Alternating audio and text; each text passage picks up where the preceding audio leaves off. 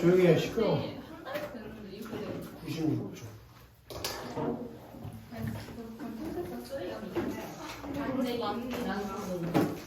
이거 그거 뭐지? 원님이 네 이름을 왜 이렇게 그 아빠가 붙잡고 이상하고 뒤로 이거 뭐몇 장이야 이거? 아 이게 뭐가 중요해. 옛날 그거 같다. 이 제목 밑에 써 있는 거 봐봐. 그 니네 이거 헷갈리지 마라. 황만가는 90년대고 안쏘고는 70년대야. 아예 달라. 난쟁이 난쟁이는 시점이 맨날 1000년에서 80년대로 바꿔서 시험에 낸 적이 있거든. 진짜 양. 난쟁이는 70년대고 황만가는 90년대야. 오케이? 그리고 황만가는 농촌을 배경으로 했고 안쏘고는 도시를 배경으로 쓰면 완전히 달라 내용이. 자, 이 작품은 난쟁이 가족의 삶을 통해서 여기 밑줄 하나 쳐자. 산업화 시기 도시 내 빈민의 삶을 그린 소설. 산업화 시기에 도시 빈민의 삶을 그린 소설이다. 네모 하나 쳐볼래? 사회문화적 배경 맥락. 우리 앞에서 배웠던 눈물 같은 경우는 작가 맥락을 가지고 이해해보기로 했지? 근데 이건 사회문화적 배경 맥락을 바탕으로 해석을 해보자면 어디에 내용자요? 사회문화적 배경 맥락 그게 반영론적 관점에 따라 작품을 읽자는 뜻이거든. 반영론적 관점 그 시대의 배경을 집어넣어서 작품을 읽어보자는 얘기야. 근데 방금도 얘기했지만 이게 1970년대 산업화 시대에 있었던 일을 쓴 거라고 했어요. 그걸 바탕으로 갈등의 양상을 파악해보고 작품을 비판적으로 수용해보자. 난쟁이에다가 제목의 난쟁이에다가 바로 밑줄을 치든지 동그라미 치든지 하자. 난쟁이. 자, 이거 난쟁이라는 인물은 실제로도 키가 작아서 난쟁이인 것도 맞지만 101쪽 표본에 거기에 왜 작가가 아버지를 난쟁이로 설정했는지가 써있어. 난쟁이라는 것의 표면적인 의미는 키가 작은 사람이잖아. 그렇게 신체적으로 장애를 가진 인물인데 그게 현관면 철학. 경제적으로 소외되고 힘없는 도시 빈민층.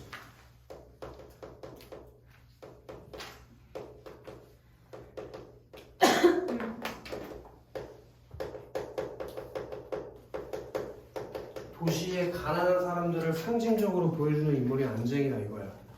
그거 기억을 해. 그리고 다시 앞으로 돌아와서 작은 공에다가 하고 싶은 표시 아무거나 작은 공. 이게 공이라는 게 뭘 상징하는 거냐면 꿈과 희망을 상징하는 거야. 그럼 이렇게 되는 거지? 경제적으로 소외된 도시 빈민 계층의 꿈과 희망. 그치? 그리고 쏘아 올렸다는 게 표면적으로만 봤을 때는 되게 동화적이고 아름다운 분위기야. 왜? 꿈을 쏘아 올리는 거니까. 근데 여기는 그런 의미로 쓰인 게 아니야. 공은 결국에 쏘아 올리면 나중에 어떻게 돼? 떨어지지. 그래서 좌절을 암시하는 경제적으로 소외된 도시 빈민층의 꿈과 희망이 좌절될 것을 암시하는 굉장히 비극적인 내용의 소설이에요. 결말도 비극적이에요. 이거. 그리고 니네가 이거 뭐 많다고 했지만 절대 많은 게 아니야. 이게 전문은 훨씬 길다. 뭐가 일부분밖에 없는 거예요. 오케이? 전문이 아니야. 얘는 총 3부작으로 이루어져 있는데 3부작. 우리 교과서에는 그 중에서 일부만 수록돼 있고 1, 2, 3부의 서술자가 바뀌어. 전부 다 소설의 시점이 이따 찾아보면 알겠지만 1인칭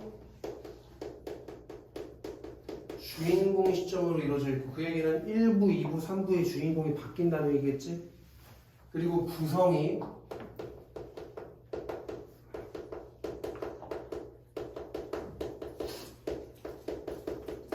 역순행적 구성을 취하고 있다는 걸 꼭 기억해줘. 이때 황만근이랑 좀 비교해보면서 읽을 필요가 있겠지. 두 개가 소설이니까. 그치 리원? 딴 생각은 이거 확실하구나. 황만근은 전지적 작가 시점으로 돼 있어. 그리고 여기 난소금은 1인칭 주인공 시점으로 돼 있고 시점이 다르다고. 근데 역순행적 구성인 건 똑같이. 황만근도 역순행, 난소금도 역순행. 아시겠어? 그리고 니네 이거 기억이 나나? 황만근 맨 처음에 어떻게 시작해? 황만근이 없어졌다고 시작했을 때 무슨 효과가 있대? 두 가지 효과가 있다고 했는데 독자의 호기심을 유발하고 항만근의 세계를 추적하는 발단으로서 역할을 하면서 항만근의 존재 가치를 부각시켜주는 그게 시험에 엄청 많이 나오는 부분이라고 아이들 까먹지 말아요. 내용으로 바로 들어보자. 자, 사람들은 아버지를 여기 난쟁이에다가 또르실 난쟁이라고 불러. 아버지에다가도 또르면 하시죠.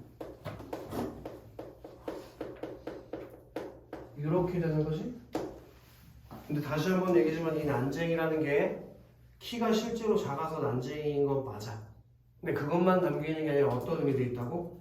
경제적으로 빈곤하고 무기력하게 살아가는 사회적 결핍의 의미가 상징되어 있다는 걸 기억해 줘야 돼. 자, 사람들에다가 세워칠 거다. 사람들. 그리고 잘 들어요. 지금부터 우리가 소설을 읽을 때 세워치는 것들 있지. 이건 전부 다 경제적으로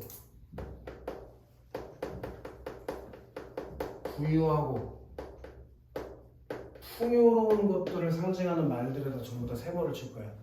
오케이? 동그라미 치는 건 전부 다 가난한 것들. 그래서 부유하고 풍요로운 것들에다가 세모 칠 거야. 자, 사람들은 옳게 보았다. 아버지는 난쟁이였다. 근데 불행하게도 사람들은 아버지를 보는 것 하나만 옳았다. 그 하나라는 건 뭐니? 키가 작은 사실. 그거 하나만 옳고 나머지는 다 틀렸다는 얘기야. 그 밖의 것들은 하나도 옳지 않았다. 왜? 편견을 가지고 바라보고 있을 테니까. 키가 작으니까 이런 거 못하겠지? 키가 작으니까 저런 건 못하겠지? 그런 편견을 가지고 있었다고. 이해되니? 비정상적으로 키가 작으니까 키가 작으니까 지능 좀 떨어지지 않을까? 이런 편견을. 자, 나 동그라 줘야지. 나 확실히 시점이 몇 인칭이니? 1인칭인 게 확실하지, 그치? 그래서 이거 이렇게 정리를 할 거야. 나 있고 어머니 있고 이들 사이에 3명의 자식이 있어. 영수, 그게 이 작품에서는 나야. 그리고 영호, 영희, 이렇게 3남매야. 1부에서는 영수, 첫째 아들 장남이지? 얘가 나로 나오고 영호, 영희도 그냥 일단 동그라미 쳐볼게. 다 가난하고 소외된 사람들이니까 요게 얘네 집안의 가계도라고 그냥 딴 생각하는 것은 아니지? 아빠, 엄마, 영수, 영호, 영희 3명의 남매에 동생 2명 있는 사람 있나? 오빠는 아니면 3가족인 사람, 자식이 안 들었어? 국민은 외동이고 여원님 그때 누가 외동이지? 넌 뭐 있어? 우리 동생이요. 외동이야? 아 그래? 너는 지우는? 저 언니요. 언니? 언니? 아는 동생. 하나? 세준이도 언니 있지 않나? 네. 좋겠다. 3명이 다 없네. 다 2명이나 하나는. 정인이 외동 좋냐? 저희 동생 있어요.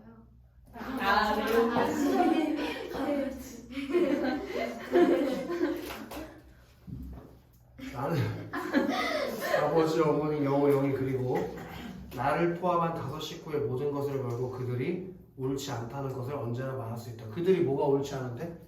아버지를 바라보는 편견. 그게 옳지 않다는 걸 언제든지 말할 수 있대. 나의 모든 것에는 5 식구의 목숨이 포함되어 있다. 밑에 쓸래? 자신의 주장을 확신하며 강조함. 자신의 주장을 확신하며 강조함. 그래서 목숨까지 거는 거야. 자신의 주장을 확신하며 강조함. 됐지? 자, 천국에다가 세모 치자고 천국. 그럼 천국은 세모를 쳤으니까 당연히 경제적으로 풍요하고 부유하고 풍요로운 삶을 상징하는 거겠지? 자, 그렇게 천국에 사는 사람들은 지옥에다가 또 넣으실 거예요. 지옥. 얘가 가난하고 빈곤한 삶을 상징적으로 보여주는 거야. 지옥. 당연히 이제 천국하고 지옥이 뭘 이루냐고. 대조를 이루는 거 아니야? 그렇게 부자인 사람은 가난한 삶에 대해서 생각할 필요가 없다. 예를 들어 이재용은 나에 대해서 생각할 필요가 없지. 선생님 이제 거지가 됐으니까 삼성 부회장 이재용이 이제 회장 됐잖아. 내가 뭐 돈 있고 없고를 신경 쓰겠어? 내 존재조차 모를 텐데. 그치? 희연이 너 몇 동 사냐? 저번에 좀 못하나? 이거 몇 동 살아요? 504호. 그제 친구 509동 살아요. 그렇구나. 너무 티가 누군데? 이웃집이. 누구? 친구인데 왜 이렇게 오래 생각을 해? 민지인데. 이민지? 친구 맞나? 그러니까 긴 거. 누구 알아? 민지? 키큰애 아니야? 암송스 뭐. 맞아? 아 맞다. 걔. 걔 언니 있지 않아? 있었던 거. 걔 언니 이여진 아니야? 아니 그건 이유진. 아, 걔 이유진이야? 아무튼 이여진이라는 애가 거기 산다 소문을 들었어. 거기 살아야 돼. 거기 살아 호반. 왜냐면 걔가 옛날에 나랑 수업했었거든. 저번에 말했잖아. 했냐고. 맞아. 우리 그 얘기했던 거. 저번에 말했잖아. 그런 거 기억하고 문제 푼 거 기억 못해 이씨. 잘했잖아. 쉽게 세우자고. 그러나 우리 다섯 식구는 지옥에 살면서 천국을 생각했다. 살포시 써야 될 것 같다. 부유한 삶을 꿈꾸고. 지옥에 살면서 천국을 생각했다는 게 부유한 삶을 꿈꿈.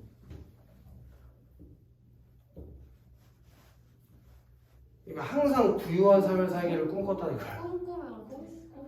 그냥 꿈을 꿈 이렇게 쓰면 되잖아. 꿈꾸면 꿈을 꿈을 써야 되나? 아닌가? 아니 미움만 쓰면 돼. 꾸다가 기본적이잖아. 단 하루라도 천국을 생각해보지 않은 날이 없다. 하루하루의 생활이 지겨웠기 때문이다. 우리의 생활은 전쟁 또 하자. 전쟁 같았다. 지교법이지 지교법. 그렇게 가난하고 어려운 삶을 지옥과 전쟁에 비유한 거야. 자 미주 시작. 쌍용고 11번 1번 선택지 있었던. 썰리는 우리는 전쟁에서 날마다 지기만 했다. 그럼 봐봐. 우리는 항상 지옥과 전쟁에서 살면서 천국을 꿈꿨는데 지기만 했다는 건 무슨 말이야? 그 부자가 될 수가 없었다는 얘기지.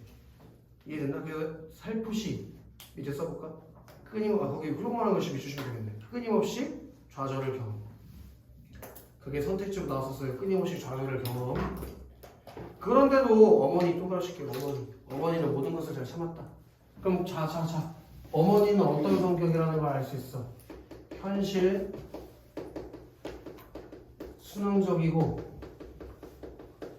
인내심이 있는 사람이라는 걸 알 수 있겠지? 그러나 어렵고 가난한 삶을 항상 잘 참았으니까. 됐냐? 자, 형광펜 있으면 이거 쳐라. 그날 아침 일만은 참기 어려웠던 것 같다. 지금 니네가 형광펜치는 여기다 2개를 쓸 거야.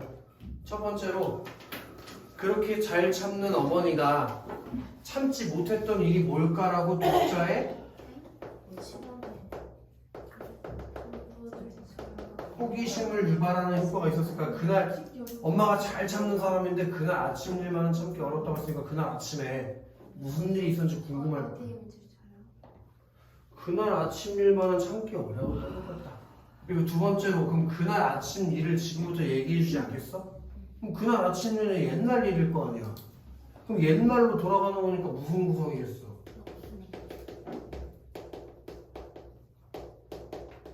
으로 과거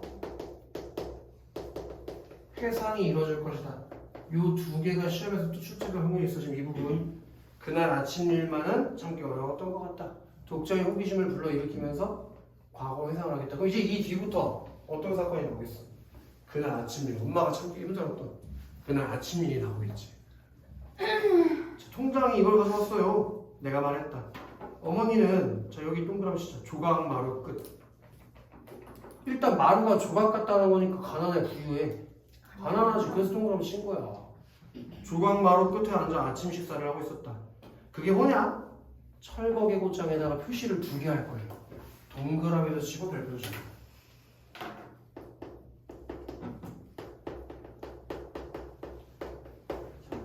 자, 요것이 일단 니네는 집에 살면서 철거 계고장 받을 일이 없잖아. 난쟁이 가족의 가난을 상징적으로 첫 번째로 보여주는 거, 가난하고 빈곤한 삶을 이렇게 상징적으로 보여주는 거. 두 번째로 철거 계고장을 받으면 집에서 나가야 된다는 얘기거든. 집을 철거시켜야 된다는 얘기야. 근데 나가고 싶어 안 나가고 싶어. 그러니까 나가라고 하는 사람들이랑 뭐가 일어나겠어? 갈등. 즉 이게 갈등의 원인이 되는 소재가 되는 것이고 그럼 이때 이 갈등이라는 건 누구와 누구의 갈등이 될까? 개인과 사회와의 갈등이 되겠지. 나라에서 나가라고 하는 거니까. 개인이 나가라고 하는 게 아니라 나라에서 이 지역은 니네 땅이 아니니까 우리 여기다가 집을 지을 거거든? 다 나가라. 며칠까지 안 나가면 니네가 돈 내라. 그렇게 사회가 강압적으로 가난한 사람들을 내쫓는 거라고. 이런 일이 우리나라에 옛날에 실제로 많았단 말이야. 기어코 왔구나. 어머니가 말했다. 그러니까 집을 헐라는 거지. 우리가 꼭 받아야 할 것 중 하나가 이제 나온 셈이구나. 그러니까 엄마는 이게 날라온 줄 알고 있었어 이미. 왜? 연마을에서 이미 날라온 데가 있었거든. 어머니는 식사를 중단했다. 나는 어머니의 밥상을 내려다봤다. 이거 동그라미 쉴 수 있으면 쳐라.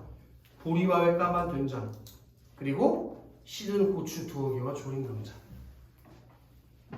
걔랑 이렇게 묶어야 돼요. 지금 동그라미 치는 음식들 있지? 너무 기니까 그냥 음식이라고 쓰게 나는 얘네 두 개 다 전부 다 뭘 상징하는 거? 난쟁이 가족이 가난하고 비참한 삶을 부각하는 소재들이 철거 개고장 뭐 고추 두 개 맞나?